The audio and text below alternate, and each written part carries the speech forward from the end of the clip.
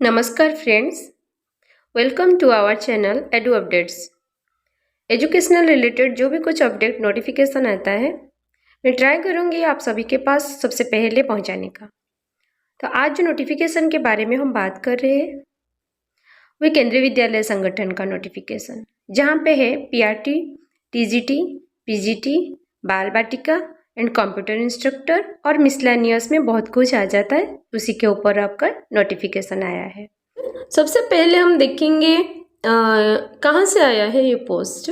ये पोस्ट आया से आप जैसे देख सकते हैं कि पीएमश्री केंद्रीय विद्यालय भद्रक से। डिफरेंट पोस्ट अवेलेबल है, PGT, TGT, music, PRT, miscellaneous, बाल बाटिका। आप देख सकते हैं कि पीजीटी का जो सब्जेक्ट है English, Hindi, mathematics, chemistry, physics, biology, computer science, economics, commerce का। देन टीजीटी का English, Hindi, mathematics, Sanskrit science, social science, computer science and miscellaneous का उड़िया लैंग्वेज टीचर एक आता है और कंप्यूटर इंस्ट्रक्टर। उसके बाद पीआरटी का तो पीआरटी है प्राइमरी टीचर एंड मिसलेनियस के अंदर आ जाता है special educator, yoga instructor, counsellor, game sports coach, music instructor, notes and बाल बाटिका। नेक्स्ट हम देखेंगे तो एलिजिबिलिटी क्राइटेरिया क्या है इसमें। आप साइड में जाएंगे तो आपको सारे कुछ अवेलेबल है, आप देख सकते हैं, पढ़ सकते हैं। आपके पास टाइम नहीं है तो मैं बता देती हूँ आपको क्या क्या एलिजिबिलिटी चाहिए पीजीटी पोस्ट के लिए। फॉर पोस्ट पीजीटी आपको पीजी जो सब्जेक्ट आपका है वो होना चाहिए, उसके साथ आपका बीएड और इक्विवेलेंट होना चाहिए एंड इंग्लिश हिंदी का प्रोफिशिएंसी होना चाहिए। And then for the post TGT then computer science के लिए आपका कंप्यूटर होना चाहिए। ये सब आप पढ़ लेंगे। नेक्स्ट अब देखेंगे टीजीटी। टीजीटी के लिए आपका एज लिमिट भी यहाँ पे है और टीजीटी में आपका जो सब्जेक्ट कॉम्बिनेशन हो रहा है कि नहीं हो रहा है आप यहाँ पे देख लीजिए। यहाँ पे आप पढ़ लीजिए। जैसे टीजीटी संस्कृत का, Sanskrit as a subject in all 3 years. Hindi का भी आपको 3 इयर्स ही होना चाहिए। तो जो भी सब्जेक्ट में आपका ऑनर्स है उसी सब्जेक्ट में आपको 3 ईयर होना चाहिए। जैसे TGT mathematics, bachelor degree in math with any 2 of the following subject. Physics, chemistry, अगर आपको मैथ है तो ऑनर्स आपका तो फिजिक्स केमिस्ट्री उसके साथ होना चाहिए, नहीं तो इलेक्ट्रॉनिक्स, कंप्यूटर साइंस, कोई 2 भी होना चाहिए। टीजीटी साइंस के लिए आपको बटनी, जूलॉजी एंड केमिस्ट्री, ये तीनों सब्जेक्ट कॉम्बिनेशन होना चाहिए। एंड पे सीटेट का ये सबसे इंपॉर्टेंट है, सीटेट का पेपर आपका qualification, CTET paper 2 for TGT, CTET paper 2 आप क्वालिफाई होना चाहिए और हिंदी इंग्लिश मीडियम का प्रोफिशिएंसी होना ही चाहिए एंड बेसिक कंप्यूटर एप्लीकेशन का knowledge. Then for post primary teacher सबसे ज़्यादा वैकेंसी प्राइमरी टीचर में रहता है। प्राइमरी का आपका आप देख सकते हैं कि 2 ईयर का डिप्लोमा होना चाहिए विथ 50% मार्क।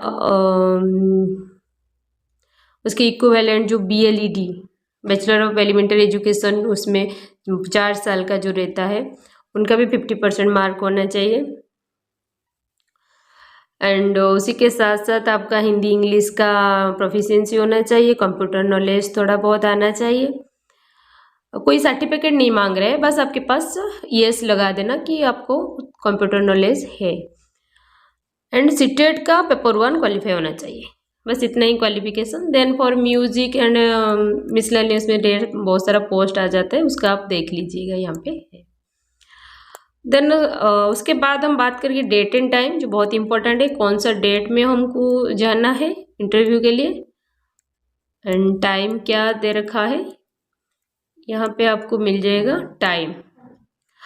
पहले तो आपको सुबह 8 से 9 बजे आपको जाके वहाँ पे पहुँच जाना है। आफ्टर मतलब 8 से 9 बजे के अंदर आपका वहाँ पे रजिस्ट्रेशन हो जाएगा। 9 बजे के बाद आपका रजिस्ट्रेशन नहीं होगा, ऐसे लिखा हुआ है।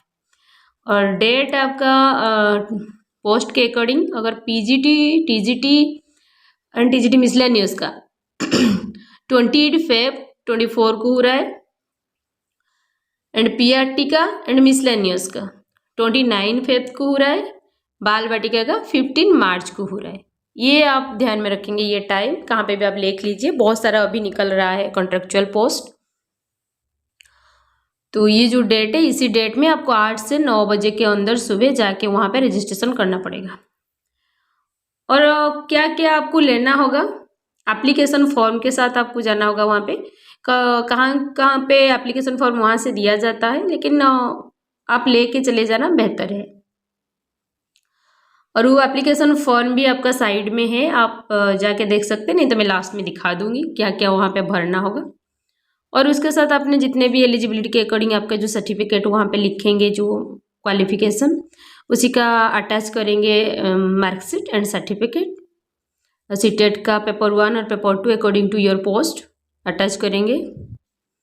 बस इतना ही आपको वहाँ पे देना है।